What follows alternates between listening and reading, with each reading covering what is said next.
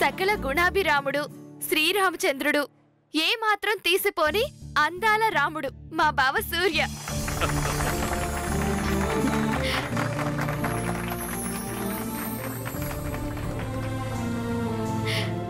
అంతేకాదు చేదు కాఫీ.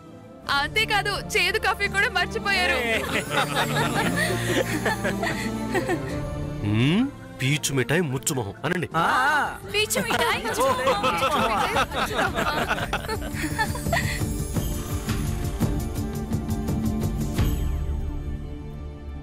ఇంకా చెప్పండి మీ అమ్మాయిలో ఉన్న క్వాలిటీస్.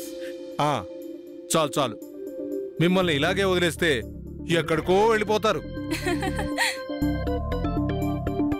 అమ్మా శ్యామ్, ఒక అడుగు ముందుకే అమ్మా.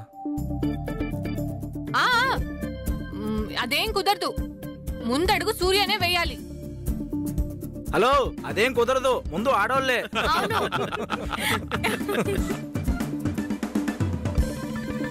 అయితే ఒక పని చేద్దాం. చెప్తాను.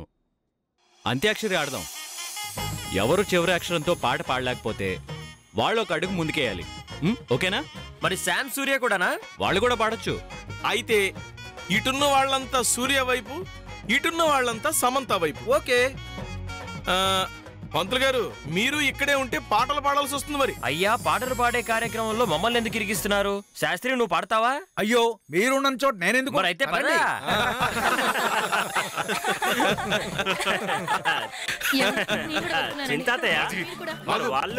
ఎక్కడికి పోతాం? పాడే పాటలకు మ్యూజిక్ కావద్దు, వాళ్ళని ఉండనివ్వండి.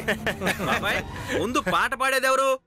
మా ఇంటి కుటుంబ పెద్ద మా బాబాయ్, ఇతనే స్టార్ట్ చేస్తాడు. పాడాలి. దండలేసుకోవాలి కదా అబ్బాయి అమ్మాయి.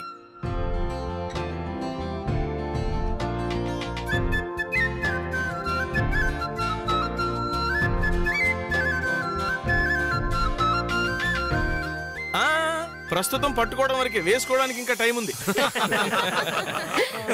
దిగి వచ్చి మబ్బులతో వెయ్యాలి మన పందిరి.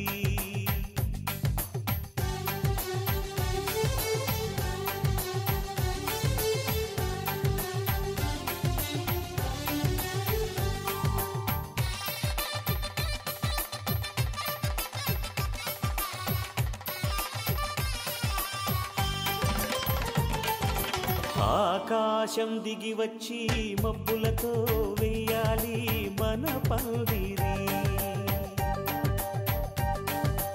ఊరంతా చెప్పుకునే ముచ్చటగా జరగాలి పెళ్ళంటే మరి. చెరిసగమవమని మనసులు కలుపుతూ. నువ్వు ఇంకేమన్నా చెప్పాలా? ఇంకేమన్నా అబద్ధం చెప్పాలనుకుంటే చెప్పేయి.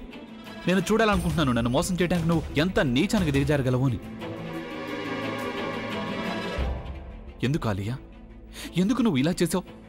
నీకు తెలుసు కదా, నానమ్మ తర్వాత నీ ఒక్కదానిని కదా నేను పూర్తిగా నమ్మేది. ఏమన్నావు నువ్వు? ఈ మధ్య అన్నిటినీ మర్చిపోతున్నావా?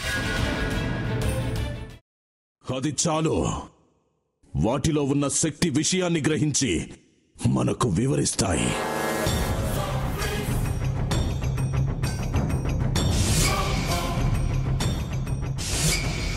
ఎవరు ఆ దండ విప్పొద్దు, గది తలుపులు తెరవద్దు.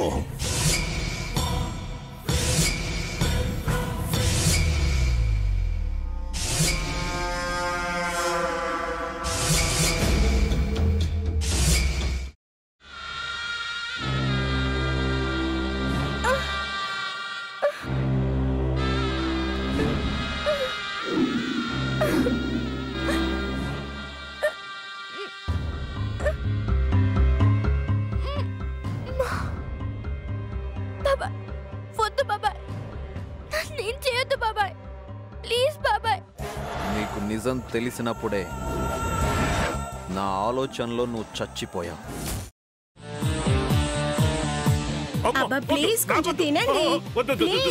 భీమారావు గారు, మీరా?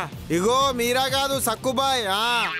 అవును, మీ పనామే లేచిపోయిందని చెప్పి కంప్లైంట్ ఇచ్చినావు కదా. రేయ్, ఆయన కంప్లైంట్ ఇచ్చింది లేచిపోయిందని కాదు, కనిపించడం లేదు అని. అట్లానా? సరే మేడం. ఇడియట్.